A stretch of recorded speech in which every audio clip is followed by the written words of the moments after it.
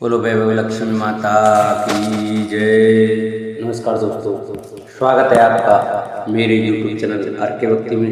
भक्तों, मैं आज आपको वैभव लक्ष्मी व्रत की कथा सुनाऊंगा। कृपया उसे ध्यानपूर्वक सुनें।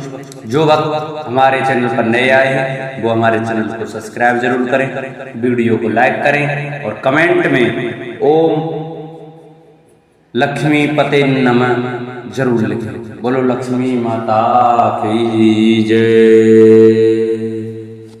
वैभव लक्ष्मी व्रत कथा शुक्रवार के दिन जरूर सुने। वैभव लक्ष्मी व्रत कथा बनी रहेगी सदा देवी की कृपा।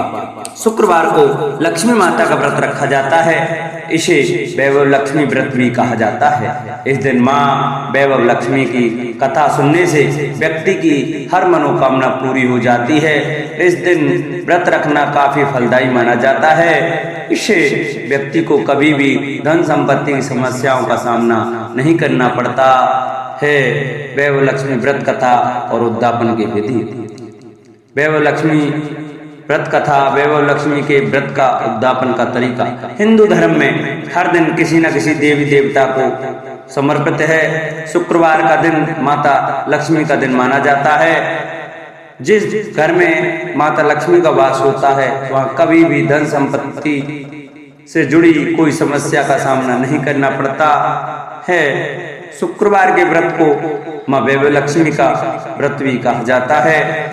इस दिन माँ वैभव लक्ष्मी का व्रत और पूजन किया जाता है। शुक्रवार के दिन माँ वैभव लक्ष्मी का व्रत रखने, पूजन करने और कथा सुनने से व्यक्ति की हर मनोकामना पूर्ण होती है। इस व्रत को स्त्री पुरुष में से कोई भी रख सकता है। अगर आप चाहते हैं कि आपके घर में माता लक्ष्मी का वास हमेशा रहे तो इसके लिए व्रत रखना काफी उपयोगी माना जाता है। तो आइए, क्या है माँ वैभव लक्ष्मी की व्रत कथा। वैभव लक्ष्मी व्रत कथा। एक शहर में बहुत से लोग रहा करते थे। सभी अपने अपने कामों में लगे रहते थे। किसी को किसी की परवाह न थी। भजन कीर्तन, भक्ति भाव, दया, माया, परोपकार जैसे संस्कार कम हो गए। शहर में बुराइयां बढ़ गई थी। शराब, जुआ, रेस, व्यभिचार, चोरी, डकैती वगैरह बहुत से गुनाह शहर में होते थे। इनके बावजूद भी शहर में कुछ अच्छे लोग भी रहते थे। ऐसे ही लोगों में शीला और उसके पति की गृहस्थी मानी जाती थी। शीला धार्मिक प्रकृति की और संतोषी स्वभाव वाली थी। उनका पति भी विवेकी और सुशील था। शीला और उसका पति कभी किसी की बुराई नहीं करते थे और प्रभु भजन में अच्छी तरह समय व्यतीत करते रहते थे। शहर के लोग उनकी गृहस्थी की सराहना करते थे। देखते ही देखते समय बदलता गया। शीला का पति बुरे लोगों से दोस्ती कर बैठा। अब वह जल्द से जल्द करोड़पति बनने के ख्वाब देखने लगा, इसलिए वह गलत रास्ते पर चल पड़ा। फलस्वरूप वह करोड़पति बन गया, यानी रास्ते पर भटकते भिखारी जैसी उसकी हालत हो गई थी। शराब, जुआ, रेस, चर्च, गांजा वगैरह बुरी आदतों में शीला का पति भी फंस गया। दोस्तों के साथ उसे भी शराब की आदत हो गई। इस प्रकार उसने अपना सब कुछ जुए की रेस में गवा दिया। शीला को पति के बर्ताव से बहुत दुख हुआ, किंतु वह भगवान पर भरोसा कर सब कुछ सहने लगी।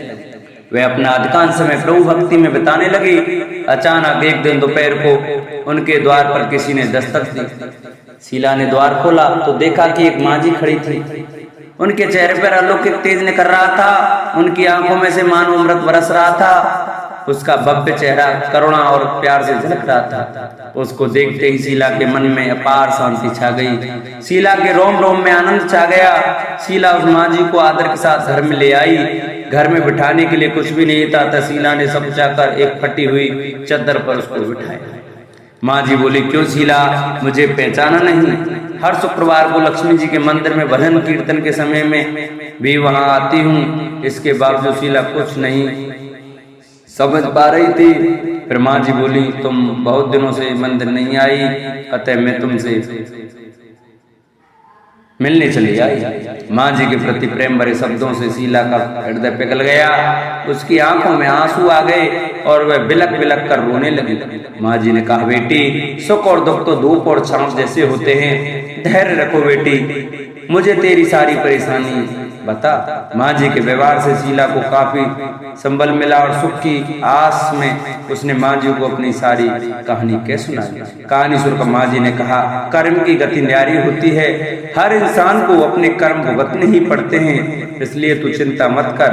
अब तू कर्म भुगत चुकी है, अब तुम्हारे सुख के दिन अवश्य आएंगे।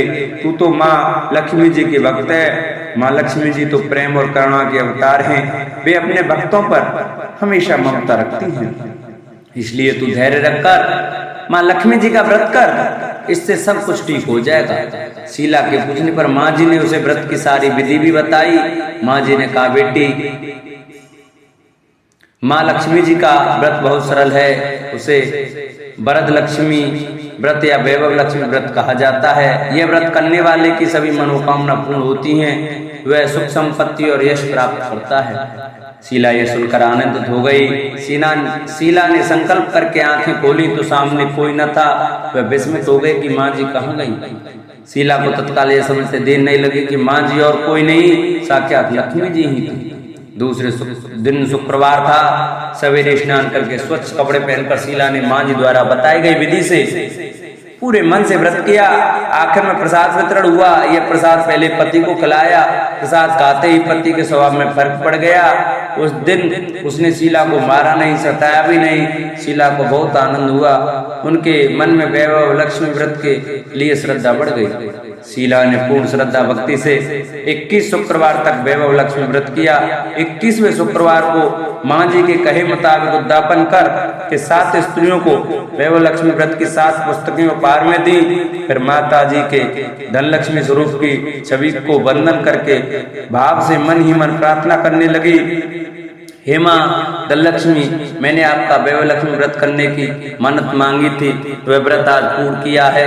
हे माँ, मेरी हर विपत्ति दूर करो, हमारा सबका कल्याण करो। जिसे संतान न हो उसे संतान देना, सौभाग्यवती स्त्री का सौभाग्य खंड रखना, कुंवारी लड़की को मन भावन पति देना।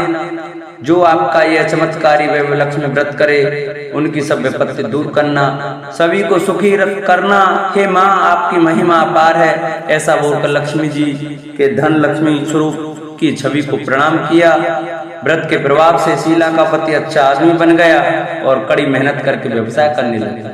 उसने तुरंत शीला के गिरवी रखे गहने छुड़ा लिए। घर में धन की सी बाढ़ आ गई। घर में पहले जैसी सुख शांति छा गई। वैभव लक्ष्मी व्रत का प्रभाव देखकर मोहल्ले की दूसरी स्त्रियां भी विधि पूर्वक वैभव लक्ष्मी व्रत करने लगी।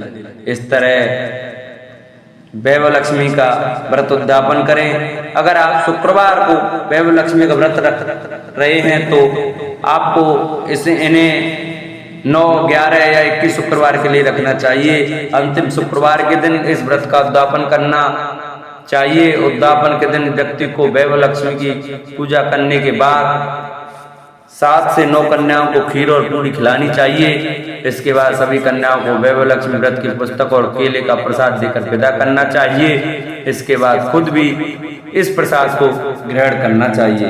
बोलो वैभव लक्ष्मी माते की जय। जिन भक्तों को हमारी वीडियो अच्छी लगी वो हमारी वीडियो को ज्यादा से ज्यादा शेयर करें, चैनल को सब्सक्राइब करें, वीडियो को लाइक करें और कमेंट में ओम लक्ष्मी माता की जय लिखना न भूलें। बोलो लक्ष्मी माता की जय।